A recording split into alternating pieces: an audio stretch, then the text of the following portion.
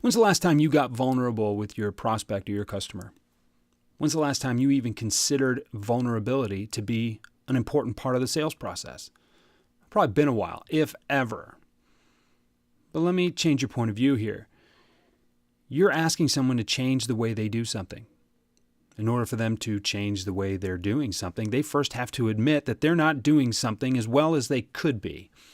And as ego gets more and more involved in businesses, it's tougher and tougher to get people to admit that maybe they're not doing it as well as they could be. That requires vulnerability.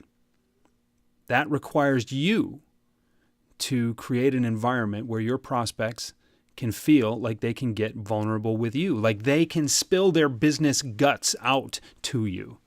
Have you ever considered that? Now, sales is one of those chest-pounding types of professions, at least the way it's portrayed in the movies and on TV, that vulnerability is probably the furthest thing from your mind when you think about selling. But you have to consider what you're asking your prospect to do.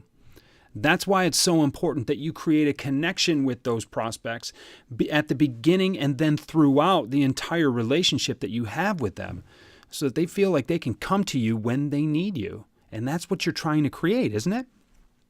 You can't provide a solution if no one's willing to talk to you. And no one is going to be willing to talk to you if they don't feel comfortable enough having those kinds of conversations. So what do you need to do to create that environment? Well, first of all, you can't come off as a robot. You can't be some cyborg who just does everything right all the time. You have to be willing to talk about maybe where your product or your service's flaws are. And you have to understand those flaws as well as the strengths in the context of how your solution, whatever it is, can ultimately help them achieve what it is that's going to be better than what they're achieving right now. Vulnerability is a huge part of realism. And it's one of those main concepts when we think about the concept of emotional intelligence or EQ. So raise your EQ. Be willing to get a little vulnerable with your prospects. And if you're a little bit vulnerable after having watched this video, why don't you subscribe?